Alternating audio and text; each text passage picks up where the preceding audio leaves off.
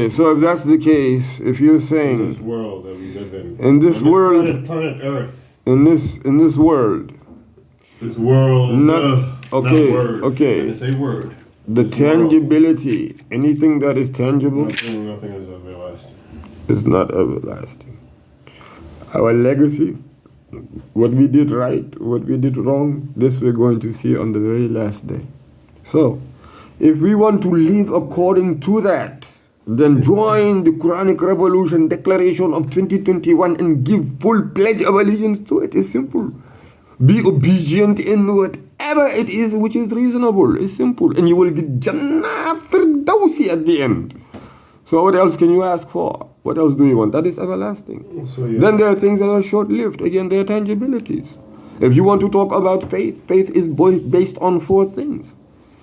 It is based on patience, certainty, justice, and striving. Patience itself is based on four things: longing, fearing, asceticism, and expecting death.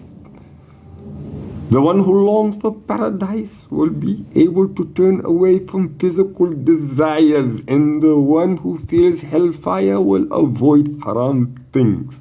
The one who has no interest in worldly gains will not be distressed by calamities, and the one who expects death will hasten to do good things. Certainty also is based on four things, and we can talk about that, but what I want to say is that, number one.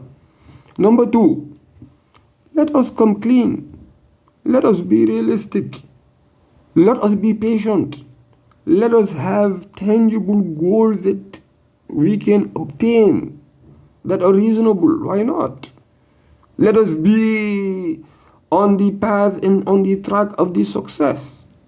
قد أفلح من زكاها وقد خاب من دساها. Whomsoever purifies soul is successful, and whomsoever corrupts it has only done themselves the wrongdoing. So we have to be patient and be balanced with that. Serious, it's very important. Because faith is really something in which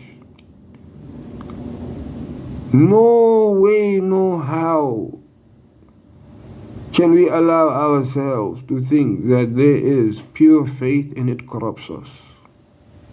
Pure faith purifies, does not corrupt. Pure faith benefits, it does not make disadvantageous situations for people. People make disadvantageous situations for themselves. Because this is the situation, and clearly, whomsoever wills to have success works in a way which is favoring to his Creator, and whomsoever does otherwise, they will only have themselves to hold accountable. Yeah, sad situation, but the effort of the coalition forces that is happening in the south at the capital of the former Confederacy is astonishing. You know, the benefit that is happening just from standing firm on the truth. Those boys were really giving it to them. You know, they have the Iblises confused. They have the Iblises really on their heels, not really understanding where and when and how, you know, they're getting their tails handed to them. You know, we have to say. Because this is a promise from the means of Jalla Jalaluhu's bounties. You know, we are successors of the Prophet alayhi salatu wasalam. And we are saying clearly, you know, the entire truth, nothing save the truth, is suffice for us. And this is Jalla Jalaluhu himself. This is none other. So we are calling any who try to oppose. And what can we do other than clearly stand firm where we are until his decree comes to pass? Where are we wrong? Where are we wrong? Do we see where we're wrong? Are we wrong? Are we? But where are we wrong though? Yes? No?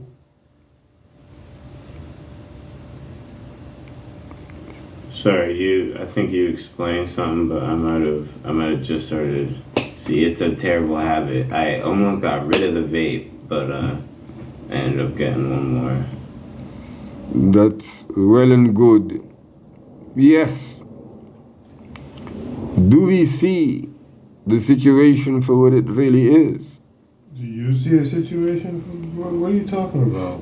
That in which is short-lived is the tangibilities, the physical means of this world. These are physical things. These are short-lived. Right. Okay?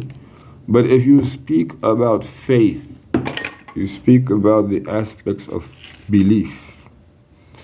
These are everlasting, especially and particularly when they are pure.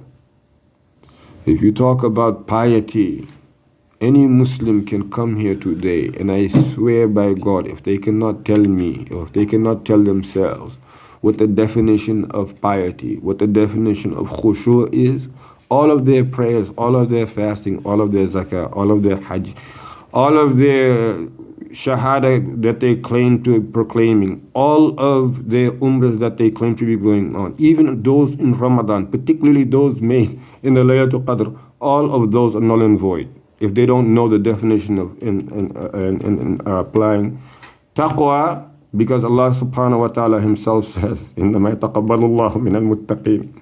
He only accepts from those who have piety. So if you cannot know what piety is, you don't know what khushu is, none of these things that you've ever done, really, based on that ayah of the Quran, Allah does not contradict himself. Do you know what piety is? That's Do you know correct. what piety is? Yes, I do. What is piety? Okay. We're going to go to the commander of the believers as we did earlier. No, I'm asking you a question. The door of the city of knowledge. Ali ibn Abi Talib himself, his definition of piety when he was asked of piety. He said, and I quote, "It is fear of Allah Jalla Jalaluhu Most High, abiding according to His commands, being sufficed with little, and preparing for the day of departure," meaning death. That's what it is. How many elements does piety have? Piety has two elements. One is hope. One has to hope in the reward with Jalla Jalaluhu, what Allah subhanahu wa ta'ala has. That means His mercy, that means His forgiveness, that means His reward, that means His bounties, that means everything that He promises to those whom He says, "An'amta alayhim, an'ama Allahu ma'an nabiyyin, was-siddiqin, was-shuhada, was-salihin." The other element of piety is fear. One has to be fearful of the punishment of Jalla Jalaluhu, as He says, غَيْرِ الْمَغْضُوبِ عَلَيْهِمْ وَلَا الضَّالِّينَ. That is when He says also in the next surah, إِنَّ الَّذِينَ كَفَرُوا سَوَاءٌ عَلَيْهِمْ أَأَنذَرْتَهُمْ أَمْ لَمْ تُنذِرْهُمْ لَا يُؤْمِنُونَ خَتَمَ اللَّهُ عَلَى قُلُوبِهِمْ وَعَلَى سَمْعِهِمْ وَعَلَى أَبْصَارِهِمْ غِشَاوَةٌ وَلَهُمْ عَذَابٌ عَظِيمٌ. Then He goes on to say, وَمِنَ النَّاسِ مَنْ يَقُولُ آمَنَّا بِاللَّهِ وَبِالْيَوْمِ الْآخِرِ وَمَا هُمْ بِمُؤْمِنِينَ يُخَادِعُونَ اللَّهَ وَالَّذِينَ آمَنُوا وَمَا يَخْدَعُونَ إِلَّا أَنفُسَهُمْ وَمَا يَشْعُرُونَ إلى آخره. These two categories are that of greed, the Iblisi command, the greed, Iblisi, hypocrisy is there, the second in charge. And these two are those that we have to be extremely fearful in their parents. Why? Because Jalla Jalaluhu promises them His punishment, promises because they think they're deceiving Him. And they think that they're deceiving the believers. They're not actually deceiving anybody but themselves. So we have to understand that they are actually going to get a real taste of His punishment, and those who He mentioned, the same that He mentioned in Al-Fatiha, He has shunned them. He has cursed those who have taken His revelation, in whether it was in deed or in letter, decided to hide some, dilute others, decided to take some out, decided to show others more than another, decided to show one differently than it was actually sent down.